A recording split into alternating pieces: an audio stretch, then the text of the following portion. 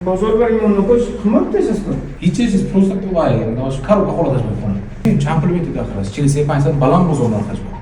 Telefon abim maftuna barboshar. Shildimashetmi? Savdo xudosh klient toshmoq demaklar.